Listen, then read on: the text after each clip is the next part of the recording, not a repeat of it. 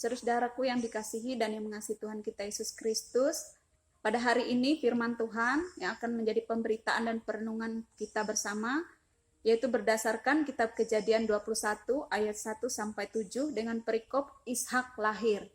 Sebelum kita bersama dalam pemberitaan dan perenungan firman, mari sejenak kita berdoa. Ya Allah Bapa kami yang bertahta dalam kerajaan surga, dalam nama Tuhan Yesus, Tuhan dan Juru Selamat kami. Saat ini kami hendak menyampaikan dan mendengar firman Tuhan. Kiranya Roh Kudus mengurapi dan menolong kami, sehingga kami dapat melakukan semuanya sesuai dan seturut dengan kehendak Tuhan. Di dalam nama Tuhan Yesus kami alaskan doa ini. Amin. Saudara yang dikasihi dan yang mengasihi Tuhan kita Yesus Kristus, firman Tuhan hari ini menceritakan kepada kita tentang kisah dari keluarga nenek moyang Israel yang bernama Abraham, yang dalam nas hari ini diceritakan bagaimana Allah menggenapi firman-Nya, menggenapi janjinya untuk mengaruniakan anak kepada Abraham. Dan peristiwa itu adalah peristiwa yang sangat ajaib, karena ketika anak yang dijanjikan ini dikaruniakan sesuai firman Tuhan, pada waktu itu Abraham berusia 100 tahun dan Sarah istrinya berusia 90 tahun. Tetapi apa yang mustahil bagi manusia itu terjadi sesuai firman Tuhan.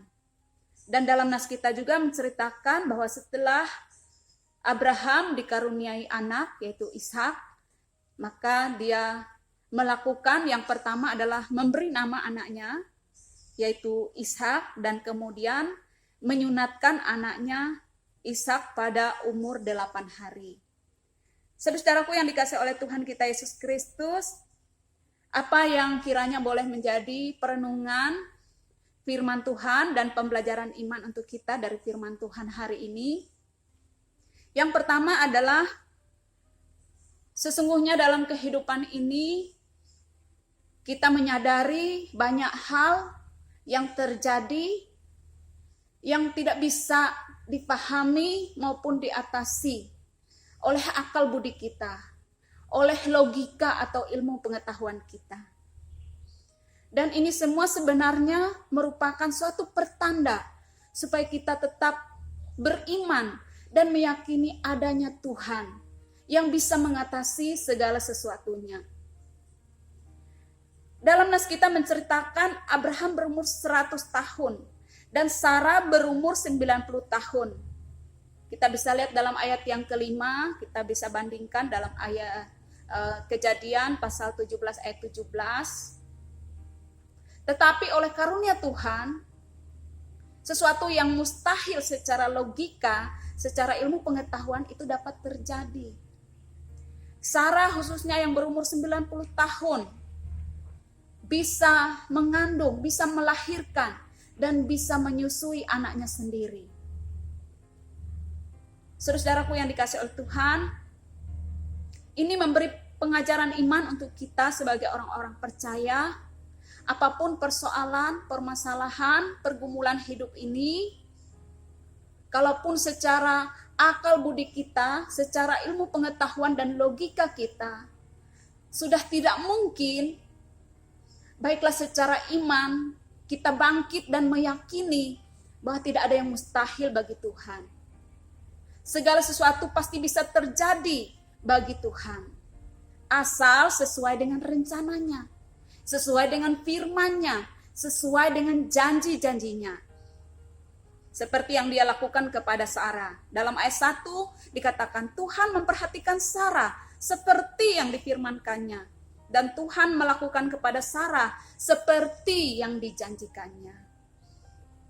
Kemudian yang kedua dari firman Tuhan untuk kita hari ini, kita diingatkan bersama bahwa ketika kita dikaruniai atau diberikan segala sesuatu yang baik dalam kehidupan ini, maka sebagai orang-orang percaya, mari kita mempertanggungjawabkannya dengan benar di hadapan Tuhan.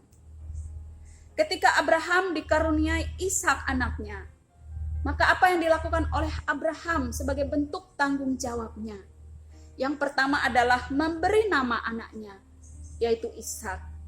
Kemudian yang kedua, menyunatkan Ishak anaknya ketika berumur 8 hari. Memberi nama, saudara-saudaraku yang dikasih oleh Tuhan, saya yakin ini tidak hanya berbicara ketika kita memberi nama anak-anak kita, nama-nama yang indah, nama-nama yang baik dari segi kumpulan huruf atau kata.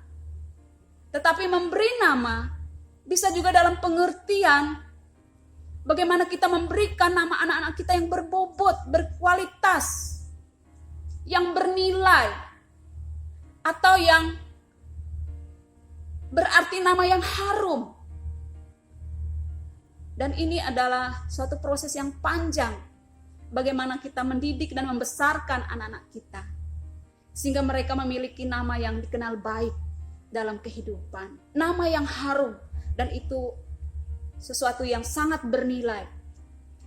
Dalam Pengkhotbah pasal 7 ayat 1 ada firman mengatakan nama yang harum lebih baik daripada minyak yang mahal.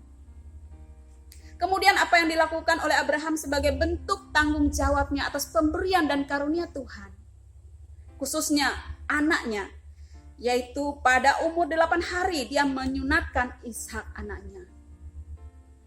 Saudara-saudaraku yang dikasihi oleh Tuhan, sebagai orang yang percaya, kita punya tanggung jawab. Yang pertama-tama bagaimana membawa keluarga kita, anak-anak kita untuk lebih dekat kepada Tuhan.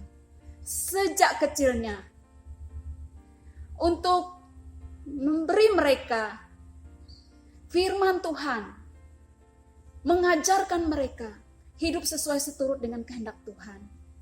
Baik melewati perkataan-perkataan kita maupun juga melewati tindakan atau perbuatan kita. Menyunatkan anak ini adalah hukum Tuhan, di mana harus dilakukan bahwa sejak kecil anak-anak orang Israel harus dimasukkan menjadi bagian dari umat janji Tuhan. Dan ini dalam perjanjian baru bagi kita memiliki nilai yang sama seperti ketika kita menyerahkan anak-anak kita dalam baptisan. Saudara-saudara bisa lihat itu di Kolose pasal 2 ayat 11 sampai 12. Dari tindakan dan perbuatan, mari sejak kecil untuk kita membawa keluarga kita, anak-anak kita khususnya di dalam Tuhan. Dalam kitab Ulangan pasal yang ke-6 ada firman mengatakan mulai ayat yang ke-6, apa yang kuperintahkan kepadamu pada hari ini haruslah engkau perhatikan. Haruslah engkau mengajarkan berulang-ulang kepada anak-anakmu dan membicarakannya. Apabila engkau duduk di rumahmu, apabila engkau sedang dalam perjalanan, apabila engkau berbaring, dan apabila engkau bangun. Haruslah juga engkau mengikatkannya sebagai tanda pada tanganmu, dan haruslah itu menjadi lambang di dahimu. Dan haruslah engkau menuliskannya pada tiang pintu rumahmu dan pada pintu gerbangmu. Apa yang diperintahkan di sini? Kepada orang percaya, yaitu mengajarkan anak-anak mereka untuk mengasihi Tuhan sejak kecil, baik melalui perkataan maupun segala tindakan dan perbuatan kita. Itulah tanggung jawab iman kita atas segala pemberian dan karunia Tuhan dalam kehidupan kita. Saudara-saudara yang dikasihi oleh Tuhan, semoga firman Tuhan hari ini dapat menjadi pedoman untuk kita menjalani kehidupan kita hari demi hari. Diberkati kita yang mendengar firman, menerima dengan sukacita dan memberlakukan dalam hidup kita sehari-hari. Amin. Mari kita bersatu hati bersama, kita berdoa.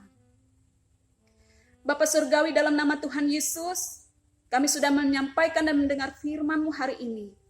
Kiranya Roh Kudus yang melengkapi, menyempurnakan, dan memberi hikmat pengertian untuk kami dapat mengerti firman Tuhan dengan benar dan memberlakukannya dalam hidup kami. Karena firman Tuhanlah yang akan menuntun kami kepada keselamatan oleh iman di dalam nama Tuhan Yesus Kristus.